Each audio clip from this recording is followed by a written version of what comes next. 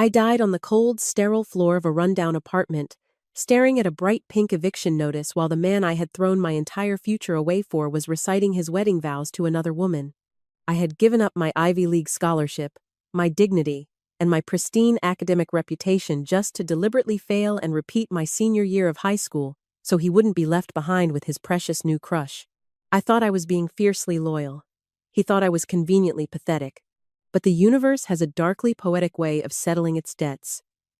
When I opened my eyes, the cold floor was gone.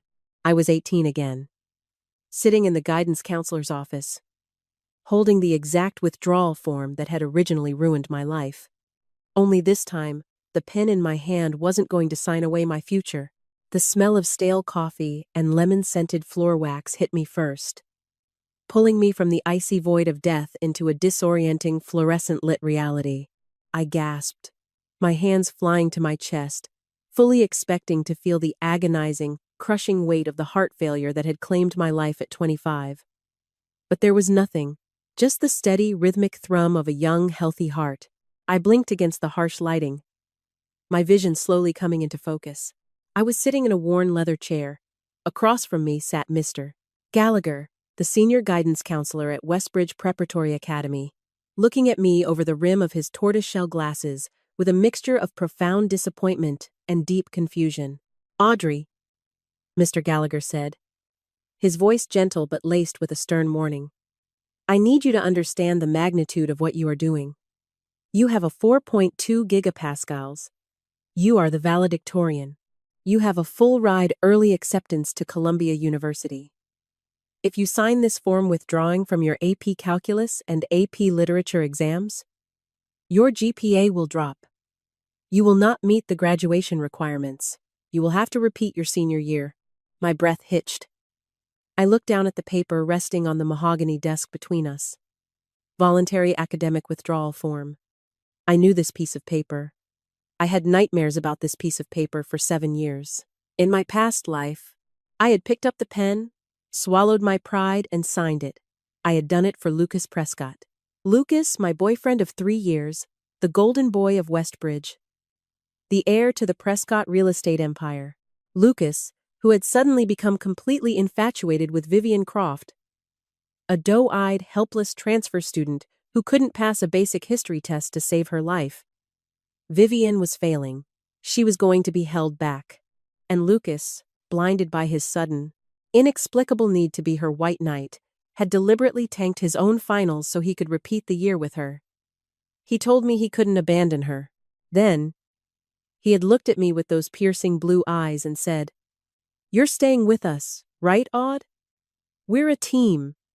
I can't do this without you." In my first life, I was young, foolishly in love, and terrified of losing him. I believed that if I made this ultimate sacrifice, he would realize how much I loved him. I stayed back, and for the next year, I watched him fall out of love with me and in love with Vivienne. By the time I finally graduated, Columbia had revoked my scholarship, my parents had disowned me out of sheer embarrassment, and Lucas had dumped me to move to California with Vivienne. 7 years later, I died, broke, and alone. While they lived in a mansion paid for by his trust fund, my phone vibrated in my lap. I looked down at the screen. "Lucas, did you sign it yet? Viv is crying in the courtyard. She's terrified about next year. Just sign it and come meet us. We need you." A cold, bitter laugh bubbled up in the back of my throat, escaping my lips before I could stop it. Mr. Gallagher frowned, clearly thinking the stress had finally broken my mind. "Audrey?" he prompted. "The deadline to submit the withdrawal to the state board is in 10 minutes. I really wish you would reconsider. You are throwing away your life." He was right. I had thrown it away once. I wasn't going to do it again. I picked up the heavy, brass-trimmed pen from his desk, but instead of signing my name on the dotted line, I grabbed the top edge of the thick, official paper. With a swift, satisfying rip, I tore the document in half. Then I stacked the halves and tore them again, letting the confetti of my past mistakes flutter down onto Mr. Gallagher's pristine desk. Mr. Gallagher's eyes widened to the size of saucers. "Audrey, I'm keeping my credits, Mr. Gallagher," I said, my voice steady, sounding stronger and clearer than it had in a decade. I am taking my AP exams. I am graduating as valedictorian next Friday, and I will be attending Columbia in the fall. A slow, relieved smile spread across the counselor's face. That is the smartest thing I've heard you say all week, Miss Kensington. I'll shred these, just to be safe. Now, get back to class. I stood up, adjusting the pleated skirt of my Westbridge uniform. I felt light. I felt dangerous. I walked out of the administrative office and into the bustling, sunlit hallways of the academy. I spotted them almost immediately near the trophy cases. Lucas, tall and broad-shouldered, leaning against the glass, his arm wrapped protectively around Vivienne. Vivienne, petite and tragically beautiful, dabbing at her eyes with a tissue. She was playing the victim perfectly. As I approached, Lucas looked up, his handsome face, the face I had once spent hours admiring, now just looked remarkably punchable. Finally, Lucas sighed, stepping away from Vivienne to greet me. He didn't ask how I was doing. He didn't ask if it hurt to throw away my dreams. He just looked at me with an expectant, entitled smirk. It's done, right? You told Gallagher you're dropping the classes? I looked him dead in the eye, channeling every ounce of the cold, hard woman I had become in my past life. I offered him a tight, enigmatic smile. It's handled, Lucas, I said smoothly. Everything is perfectly in place. He let out a loud breath of relief and pulled me into a quick, perfunctory hug. I knew I could count on you, Aud. You're the best. Look. Viv, I told you. Audrey's staying with us. We're going to have the best senior year part 2. Vivienne looked at me, her eyes gleaming with something that looked suspiciously like triumph. Thank you, Audrey. I would have been so lonely without you guys. Oh, don't worry about me, Vivienne, I replied, my tone dripping with honey. I promise, you and Lucas are going to get exactly what you deserve. The next 2 weeks were a masterclass in psychological warfare. To the outside world, and more importantly to Lucas, nothing had changed.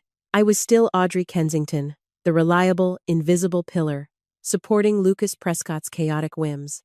But beneath the surface, I was a ghost meticulously erasing her own footprints. I went to my AP Calculus and AP Literature exams in secret.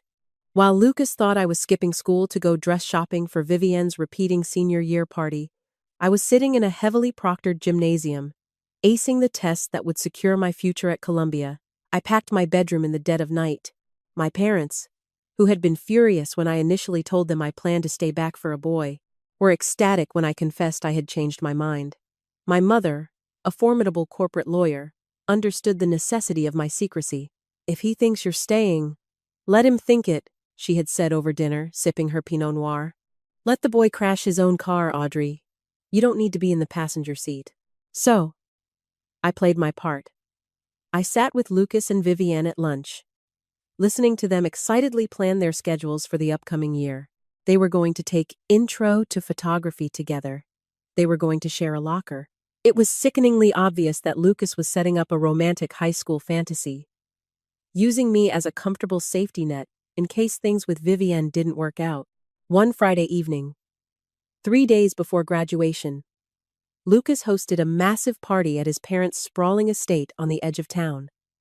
The music was loud, the drinks were flowing, and the entire senior class was there celebrating their impending freedom. I was standing near the grand staircase, sipping a sparkling water, when I overheard a conversation drifting from the adjacent billiard room. The door was slightly ajar. I still can't believe Audrey is actually doing it, a voice said. It was Brooks, Lucas's best friend and co-captain of the lacrosse team. Gansey had a full ride to Columbia. She's giving that up to take high school gym class again? For you? I leaned closer to the door, my heart turning to ice as I waited for Lucas's response. I heard the distinct sound of a pool cue hitting a ball, followed by Lucas's arrogant laughter. Audrey's obsessed with me, man. She'd follow me off a bridge if I asked her to. Plus, she knows she can't do better. She's smart. Sure, but she's not Exciting. She knows her place. And what about Viv?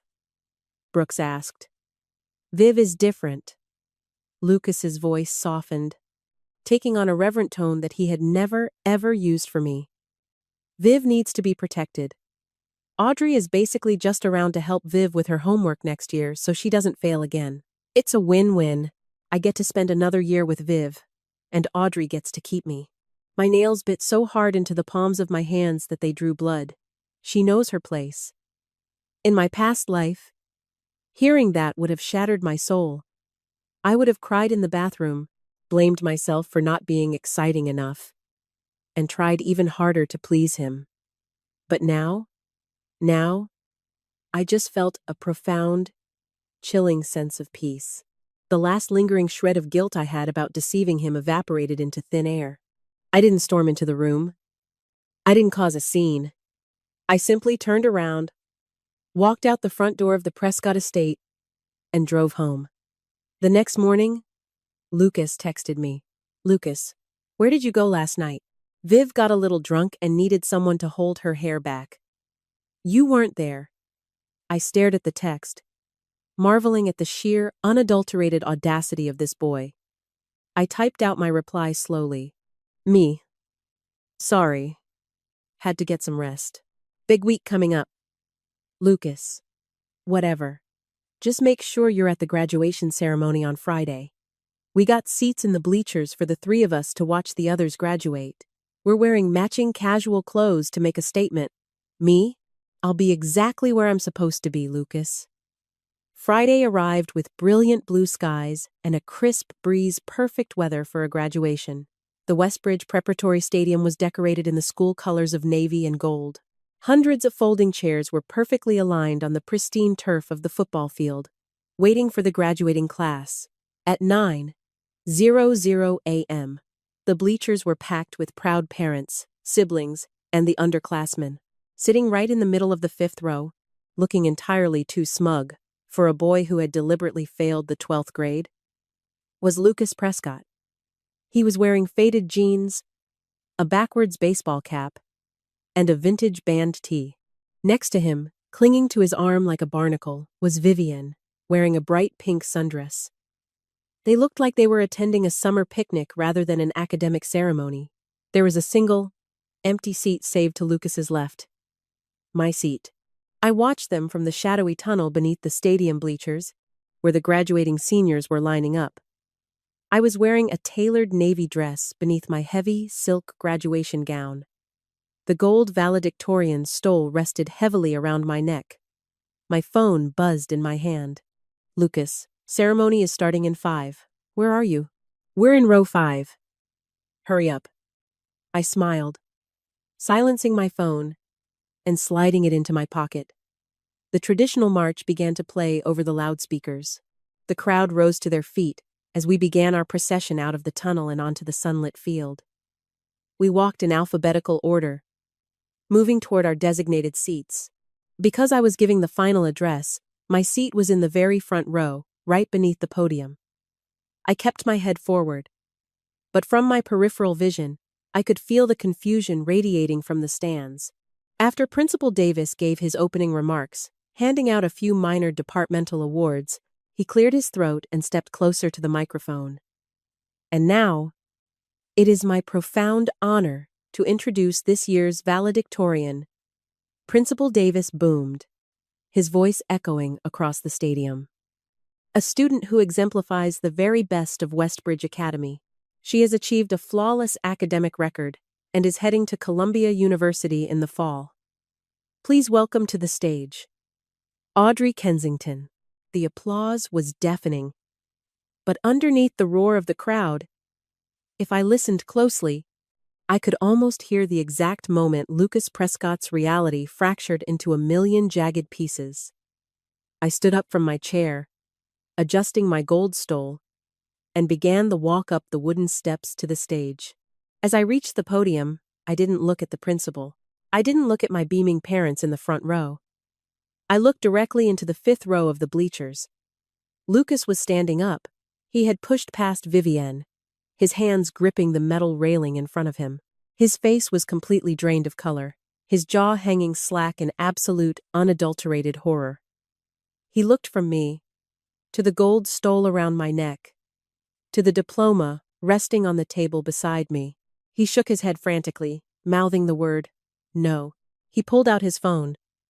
A second later, my watch vibrated against my wrist. I didn't need to look at it to know it was him. I leaned into the microphone. "Thank you.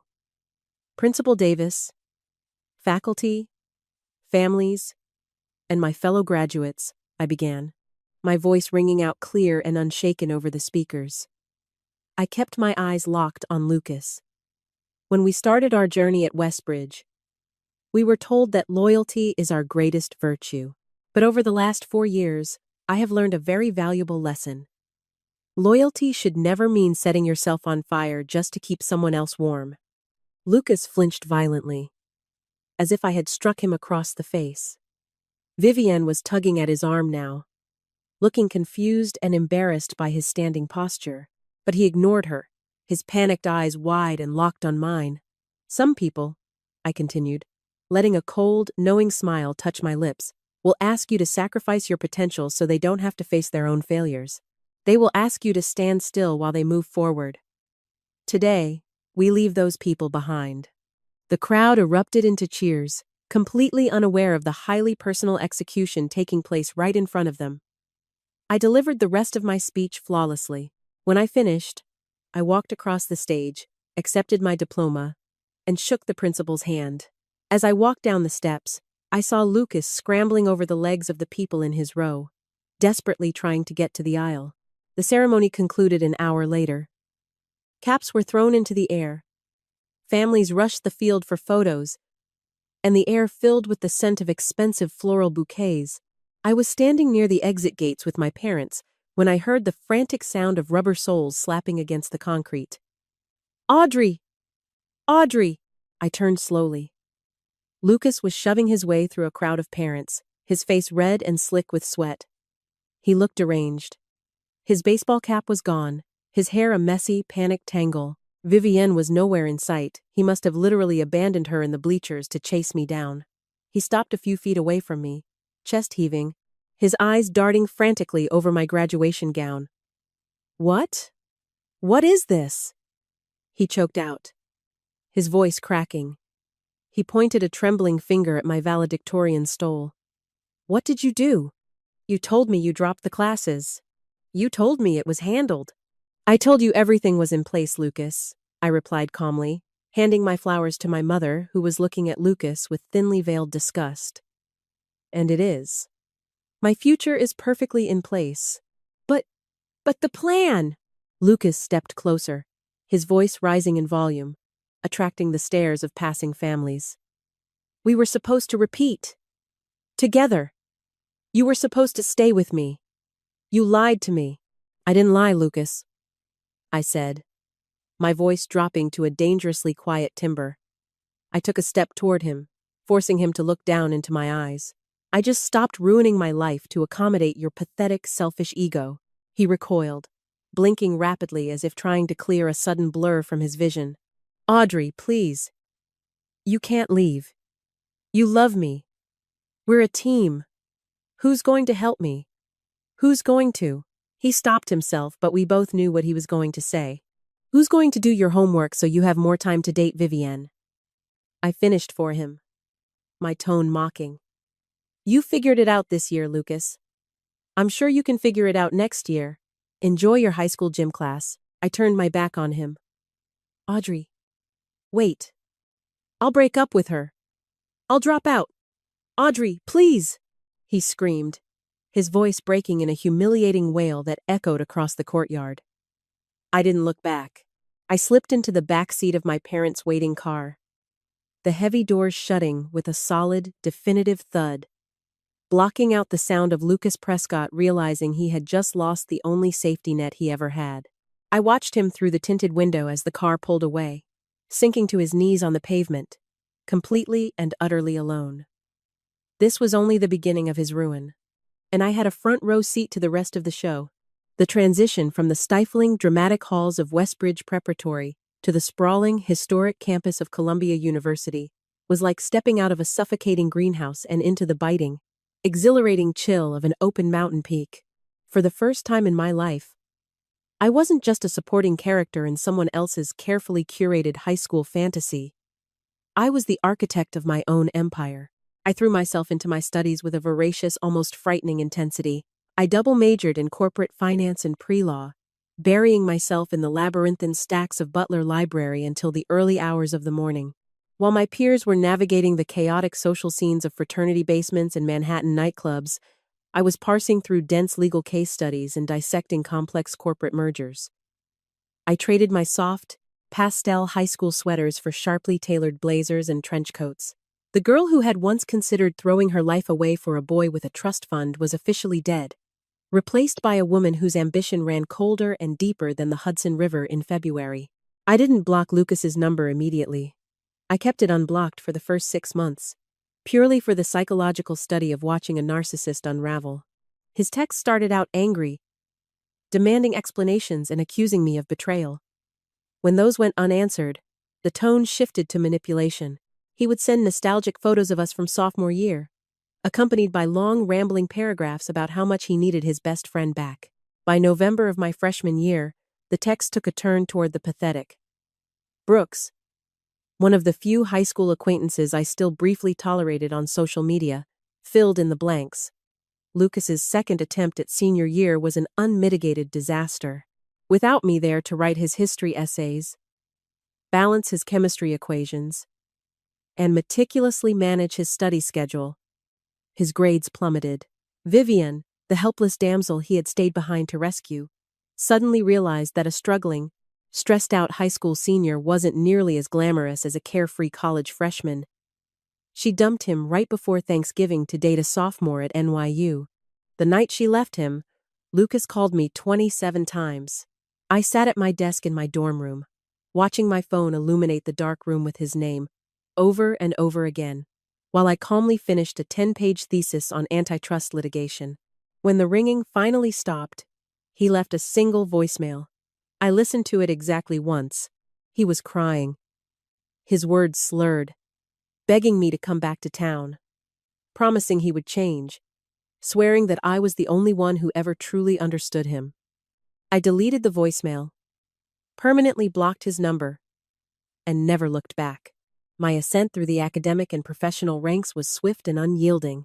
By my junior year, I had secured a highly coveted internship at Roth & Associates, one of the most ruthless and elite corporate restructuring firms in Manhattan. Under the mentorship of David Roth, a legendary corporate shark who ate failing companies for breakfast, I learned the brutal artistry of dismantling a business. I learned how to find the rot in a ledger, how to leverage debt into power, and how to look a desperate CEO in the eye and tell them exactly how much their failure was worth. By the time I graduated summa cum laude, I already had a corner office waiting for me at Roth & Associates as a junior restructuring analyst, with the firm fully funding my evening classes at Columbia Law. I was 22 years old, armed with a 6-figure salary, a razor-sharp intellect, and a heart meticulously armored in ice. Meanwhile, I heard through the grapevine that Lucas had barely scraped by his second senior year.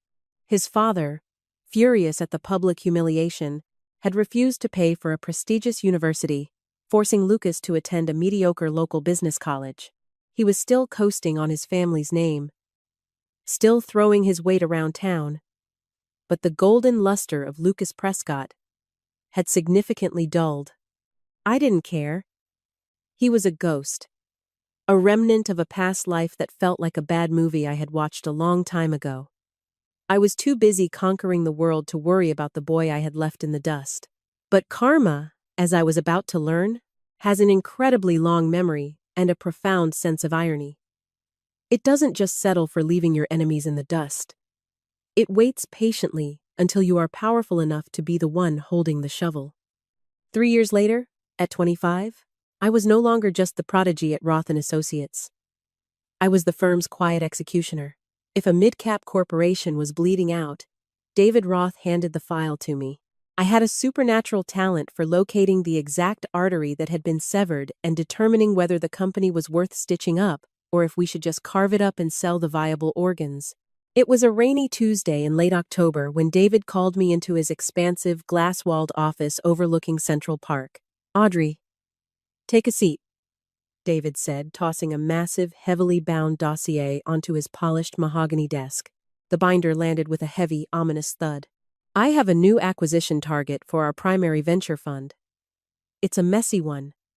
A legacy real estate holding company that's currently drowning in mezzanine debt and toxic assets." I picked up the file, tracing the embossed gold lettering on the leather cover.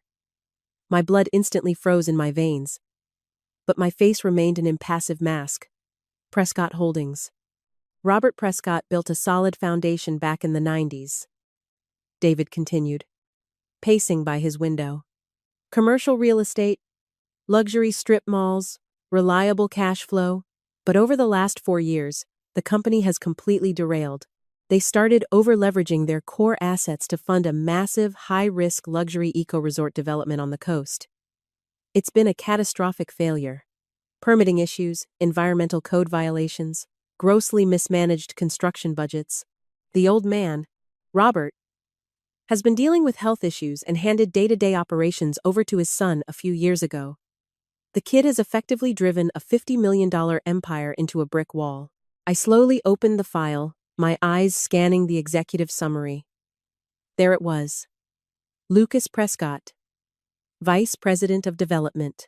A slow, dangerous smile crept onto my lips, completely hidden by the dossier I held in front of my face.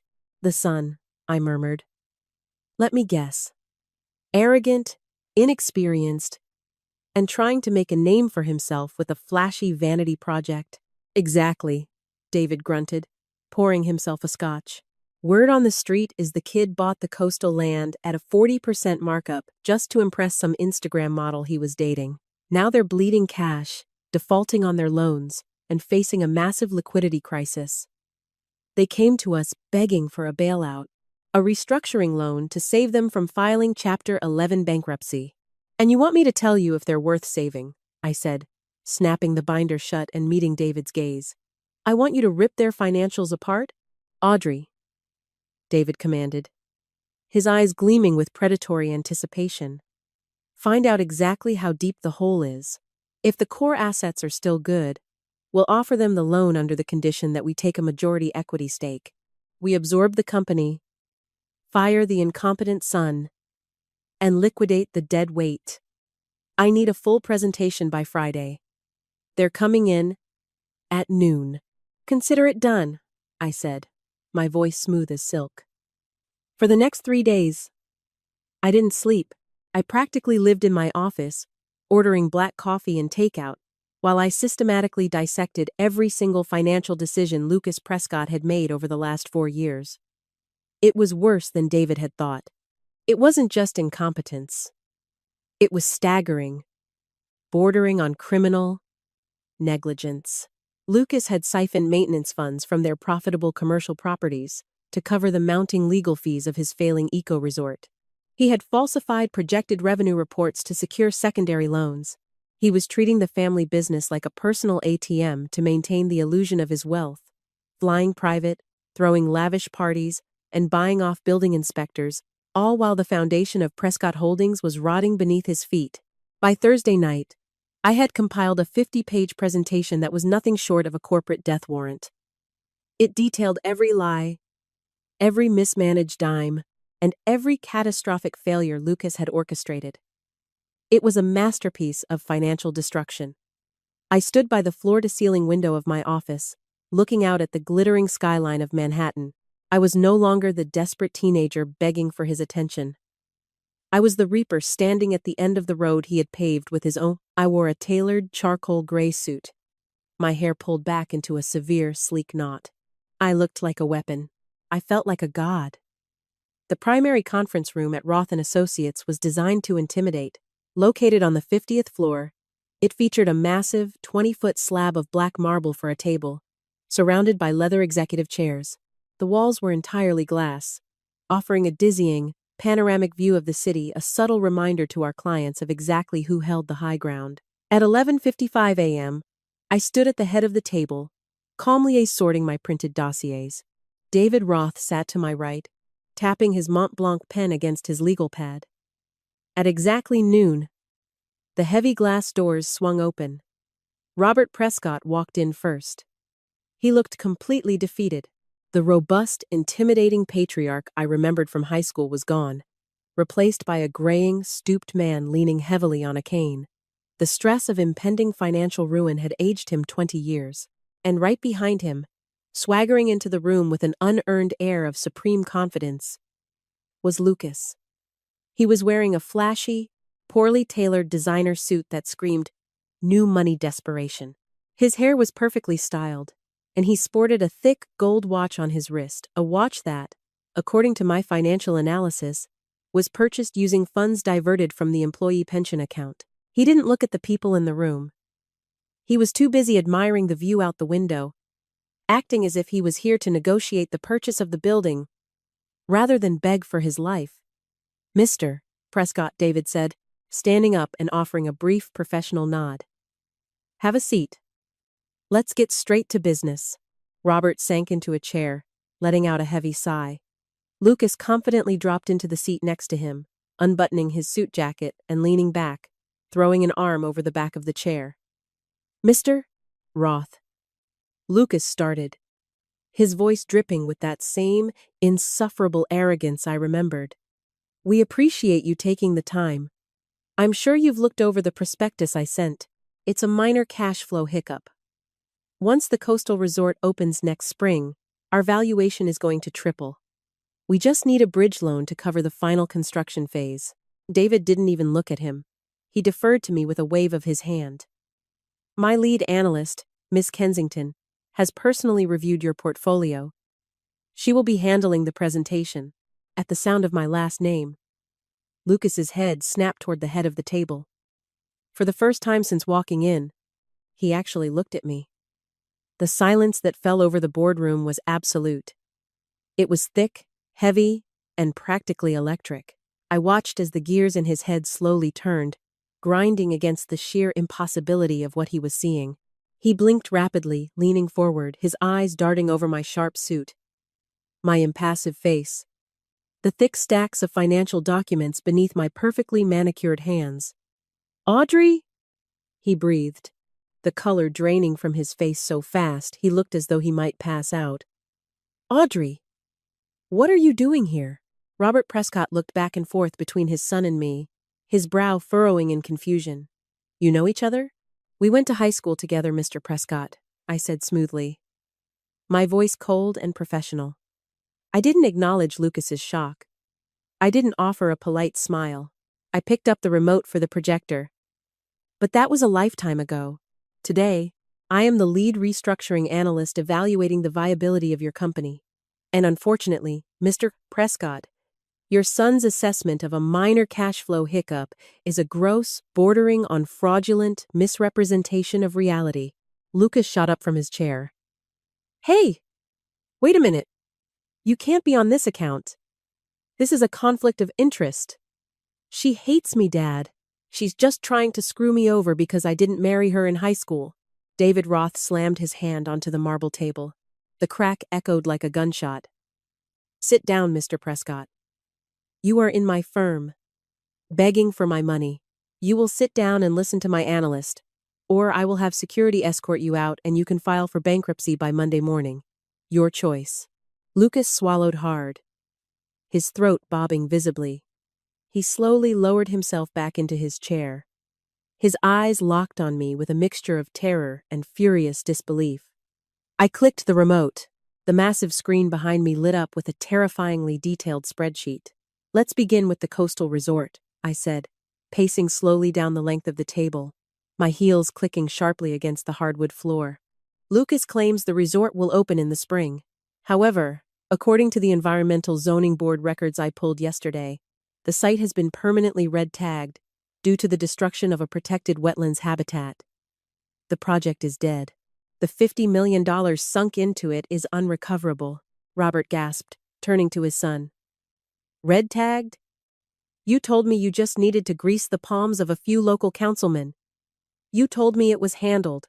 I was going to handle it," Lucas stammered, sweating profusely. Audrey, come on, don't do this. I ignored him, clicking to the next slide. To make matters worse, to fund this dead project, Lucas has illegally cross-collateralized your primary commercial properties, taking out predatory mezzanine loans at 22% interest. He also drained $3 million from the corporate maintenance reserve, which is why your flagship mall in New Jersey is currently facing a class action lawsuit for structural negligence. $3 million? Robert choked out, clutching his chest. He looked at Lucas with pure, unadulterated horror. What did you do with the maintenance fund, Lucas? I didn't let Lucas answer. I clicked the remote again. A copy of a ledger appeared on the screen, highlighting several massive personal expenditures hidden under vendor fees. He bought a 70-foot yacht. I stated coldly, looking directly into Lucas's panicked, bloodshot eyes. He spent $400,000 on private jet charters to Aspen, and he purchased a luxury penthouse in Tribeca under a Shell LLC, all using company funds while the corporate accounts were overdrawn. Lucas was shaking now, his hands gripping the edge of the table. You're lying. She's lying, Dad. She fabricated all of this. The bank statements are in the folders in front of you, Mr. Prescott, I said, gesturing to the binders. Subpoenaed legally through our preliminary audit clause. Your son hasn't just bankrupted your family legacy. He has committed massive corporate fraud. If we don't step in, the SEC will, and he will go to federal prison. Robert Prescott flipped open the binder. He stared at the irrefutable evidence of his son's betrayal, his hands trembling violently. A single tear tracked down the old man's weathered cheek. He slowly closed the binder, seemingly shrinking into his chair. What are your terms? Robert asked, his voice barely a whisper. Dad, no! Lucas screamed, leaping up again. You can't let her do this! Shut up, Lucas! Robert roared, his voice cracking with a sudden violent fury. You have ruined us! You arrogant, stupid, worthless boy. You have destroyed everything I built. The silence returned, heavier and more devastating than before. Lucas stood frozen, his father's words hitting him like physical blows. He looked at me, a pathetic, broken plea in his eyes, searching for a shred of the girl who used to write his essays and beg for his affection. He found nothing but an empty void. Our terms are simple, I said, stepping back to the head of the table. Roth and Associates will absorb Prescott Holdings. We will assume the debt and inject enough capital to save the commercial properties from foreclosure. In exchange, we take 80% equity. Robert, you may retain a 20% silent partnership and your pension. But Lucas, I paused, letting the absolute finality of my words hang in the air. Lucas is terminated immediately, without severance, without a recommendation, and he is legally barred from ever setting foot on a Prescott property again. Lucas's legs gave out. He collapsed back into his chair, burying his face in his hands as a humiliating sob ripped from his throat. The golden boy of Westbridge, the heir to the Prescott empire, had been reduced to absolutely nothing. And I was the one holding the pen. The heavy oak doors of the boardroom remained closed, trapping the suffocating silence inside. Robert Prescott's trembling hand hovered over the signature line of the term sheet. He looked like a man who had just watched his own funeral, his eyes hollow, his breathing shallow. He didn't look at his son. He couldn't. Dad, you can't sign that, Lucas pleaded, his voice a pathetic, reedy whine that shattered the quiet. He tried to stand, but his legs seemed to lack the strength to fully support him. She's setting us up. It's a vendetta. You take this deal, and you're letting her steal our family legacy. Robert didn't lift his head. He just picked up the Mont Blanc pen David Roth had slid across the marble table. Our legacy? Robert whispered, the words scraping out of his throat like sandpaper. You bought a 70-foot yacht with the employee pension fund, Lucas. You authorized predatory loans using forged collateral documents. There is no legacy left. There is only federal prison, or this piece of paper. With a sharp, definitive stroke, Robert signed his name. The Prescott real estate empire officially belonged to Roth and Associates.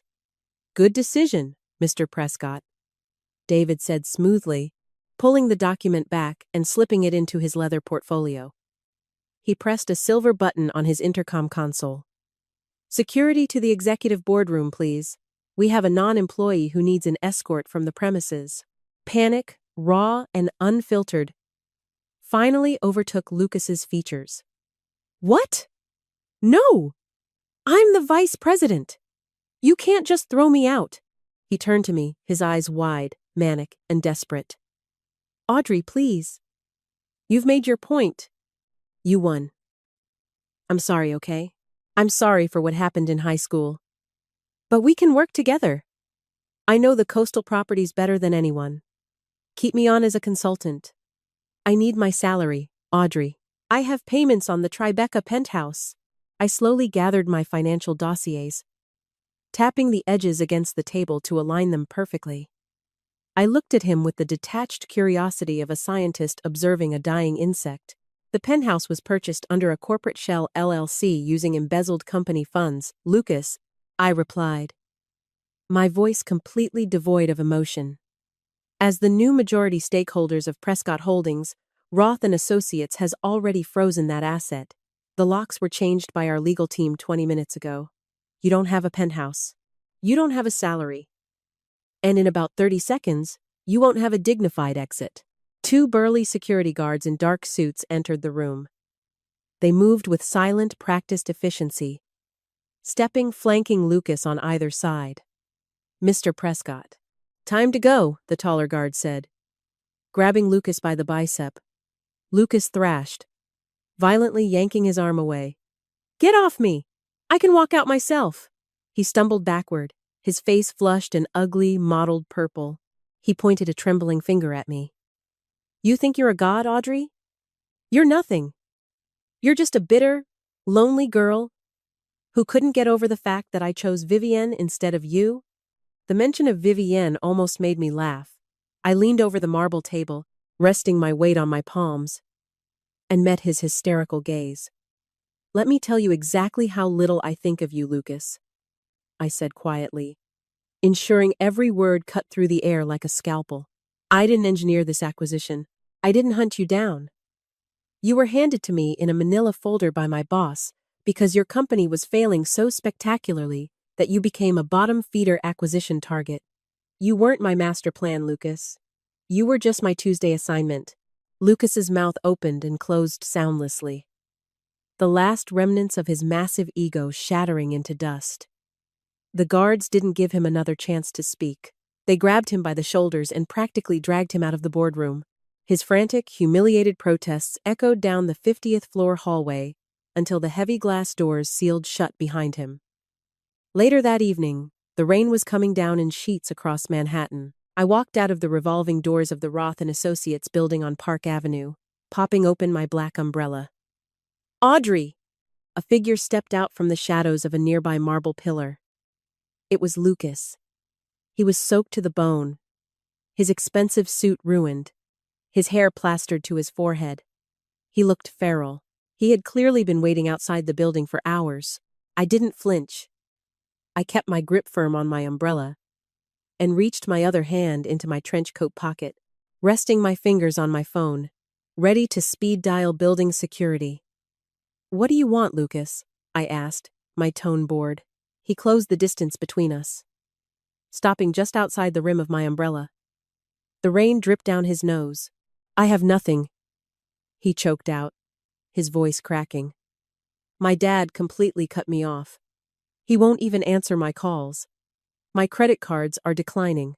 I went to the penthouse, and the concierge threatened to call the police. You took everything from me. I merely audited your accounts," I corrected coldly. "You took everything from yourself. Now, step aside."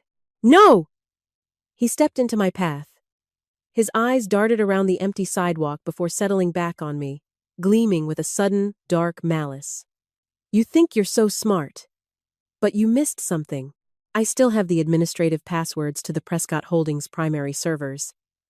I know where the proprietary tenant data is. I know the unlisted bids for the upcoming commercial auctions." I narrowed my eyes. "Are you attempting to extort me?" "I'm surviving." He spat. swiping a wet hand across his face. "You're going to wire $2 million to an offshore account of my choosing by Monday morning. If you don't, I'm taking the Prescott data to Donovan Blake at Vanguard Equity. He's David Roth's biggest rival. I'll give him everything he needs to undercut your restructuring plan and steal the commercial properties right out from under you. You'll lose the deal, and Roth will fire you." I stared at him. For a moment, the sheer audacity of his stupidity was almost breathtaking. He had just admitted to federal corporate extortion and premeditated data theft, standing on a public street corner in the middle of a thunderstorm. I let out a slow, deliberate breath. I didn't show fear. I didn't show anger. I just offered him a small, chilling smile. "Do whatever you feel is necessary, Lucas," I said softly. I stepped around him, hailed a passing yellow cab, and left him standing alone in the rain. As the taxi pulled away, I pulled out my phone and dialed David Roth's private number. "David," I said when he answered. "The rat just took the bait. Prepare the honeypot. When dealing with a cornered animal, the most dangerous thing you can do is underestimate its desperation. But the most profitable thing you can do is predict it." I knew Lucas would try to retaliate. His entire identity was built on unearned privilege and a total lack of accountability. He couldn't accept that he was the architect of his own ruin. His narcissistic brain required a villain, and I was the perfect target. What he didn't realize was that Roth and Associates didn't just acquire companies. We dissected them down to the very code in their servers. During my 3-day audit of Prescott Holdings, our cybersecurity team, operating quietly in the background, had secured the company's digital infrastructure. We had immediately identified the backdoor administrative access Lucas had secretly maintained on his personal laptop. Instead of locking him out, I instructed the tech team to leave the door wide open, but we didn't leave the real data inside. Over the weekend, I worked with David Roth to construct a flawless, meticulously fabricated set of financial projections and tenant auction bids. We populated the server with documents that looked entirely legitimate to an arrogant, desperate amateur like Lucas, but were in fact a digital poison pill. Every file was embedded with microscopic tracking codes and cryptographic watermarks registered to Roth and Associates. The financial data was intentionally skewed, a complex web of inflated valuations that would trigger an immediate Securities and Exchange Commission (SEC) audit if anyone actually tried to use them in a real-world SEC transaction. We called it the honeypot. And Lucas walked right into it. On Sunday night, my laptop pinged with a secure alert. I was sitting in my apartment, sipping a glass of Cabernet. I opened the notification. Alert? Unauthorized access. Prescott Server Node Alpha. IP address origin.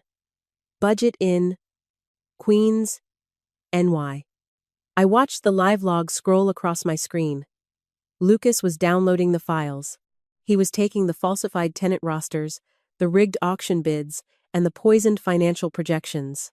He was stealing gigabytes of data, convinced he was holding the key to my destruction. By Monday morning, the trap was fully set.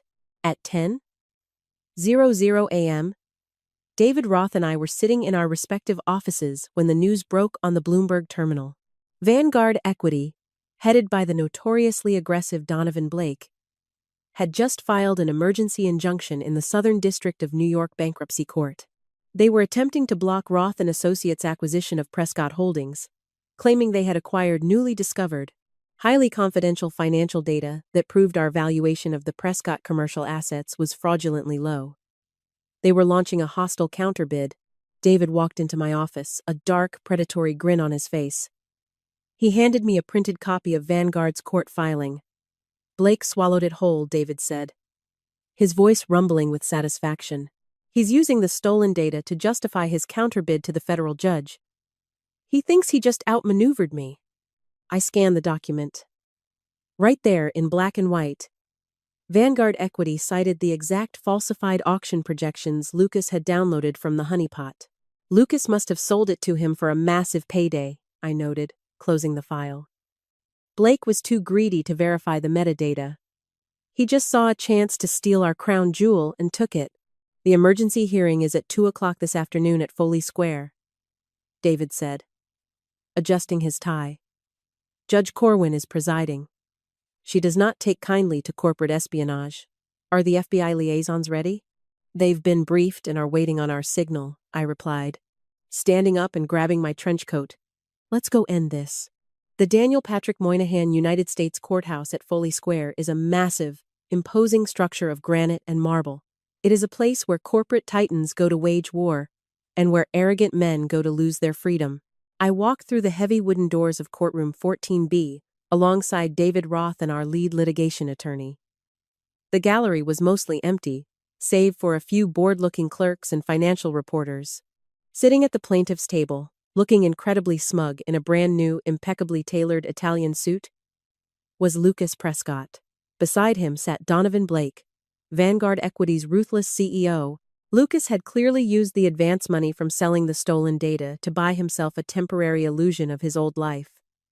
When he saw me walk in, he actually had the audacity to wink. He thought he had won. He thought he had played the ultimate trump card, exposing me and saving himself. The sheer, blinding arrogance of it was almost poetic. Judge Beatrice Corwin, a stern woman with steel-gray hair and absolutely no patience for Wall Street theatrics, took the bench. She slammed her gavel once. I have reviewed the emergency injunction filed by Vanguard Equity, Judge Corwin began, her voice echoing in the cavernous room. Mr. Blake, you are making very serious allegations regarding Roth and Associates' valuation of Prescott Holdings. You claim to have internal documents proving their assessment is fraudulently low. Present your evidence. Vanguard's lead attorney stood up, confidently sliding a thick stack of printed spreadsheets toward the bailiff, who handed them up to the judge. Your Honor, these documents were acquired just yesterday. They are the true, unredacted internal projections for Prescott Holdings' commercial assets. They prove that Roth and Associates is attempting to steal the company for pennies on the dollar. Judge Corwin adjusted her glasses and looked at the papers. And how, exactly, did Vanguard Equity come into possession of these highly confidential, internal documents belonging to a rival firm's acquisition target?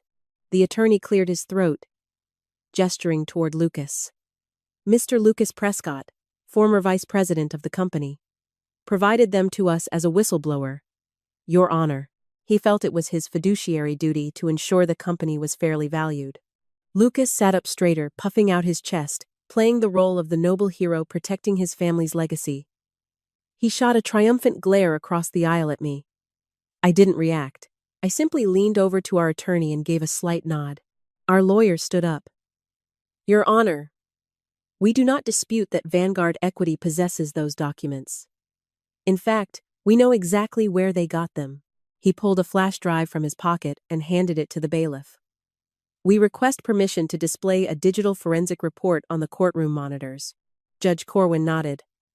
Proceed. The large, flat-screen monitors mounted on the courtroom walls flickered to life.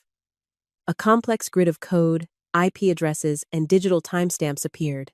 Your Honor, our attorney continued, his voice ringing with absolute authority.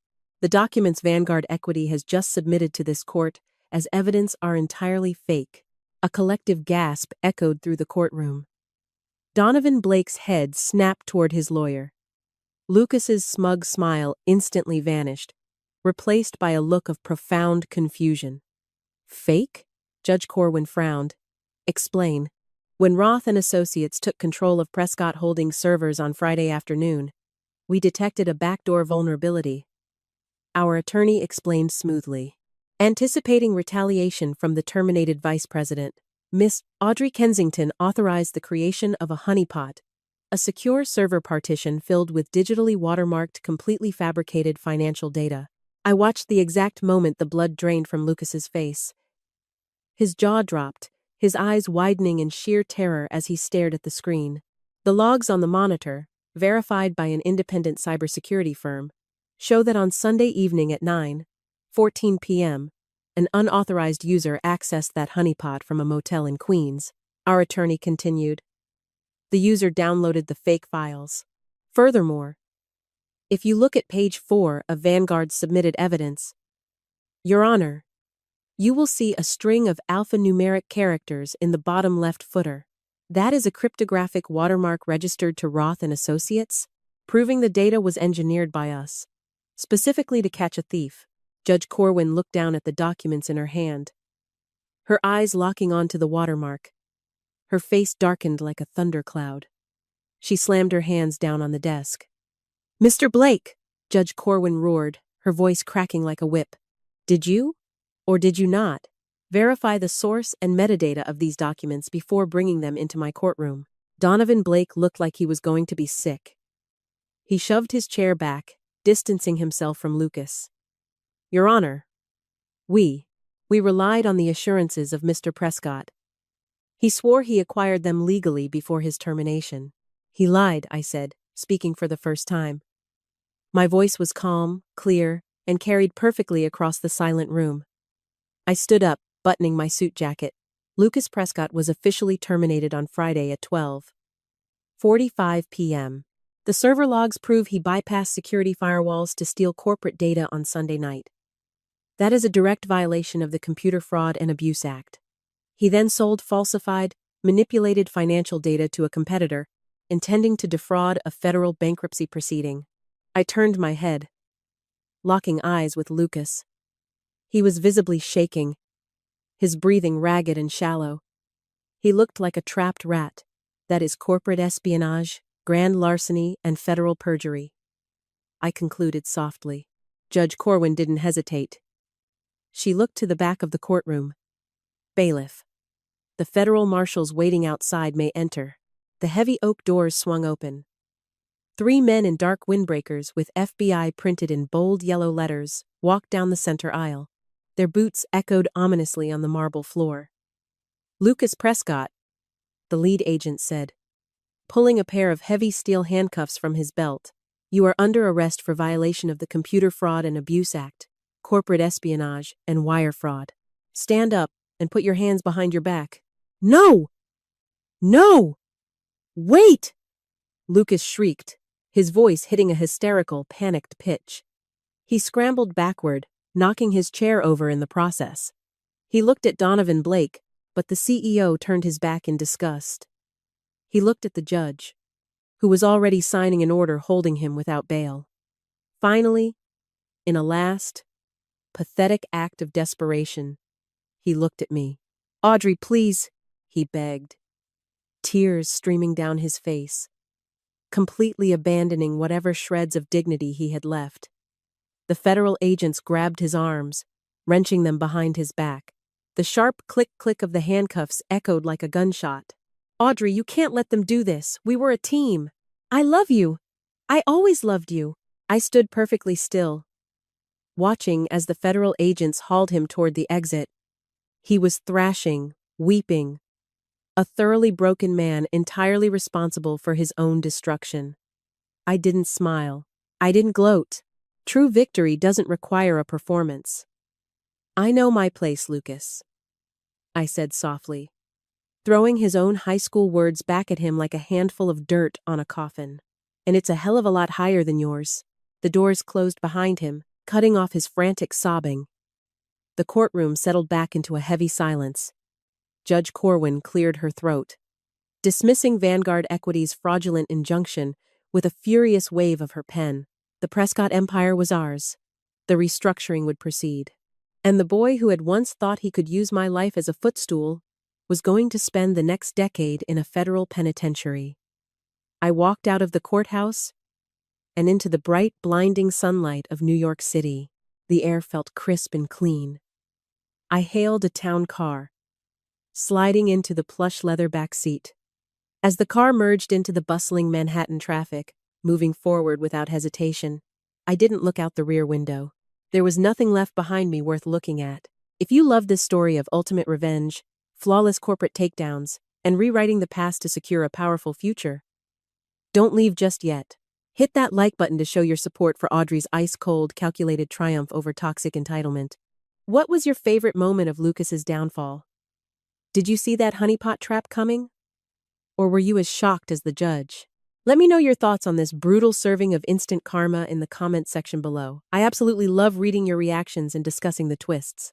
If you want to hear more thrilling, high-stakes stories of betrayal, justice, and the sweet taste of absolute victory, make sure you subscribe to the channel and ring the notification bell so you never miss an upload. Share this video with a friend who loves a perfectly executed revenge plot, and I'll see you all in the next epic episode.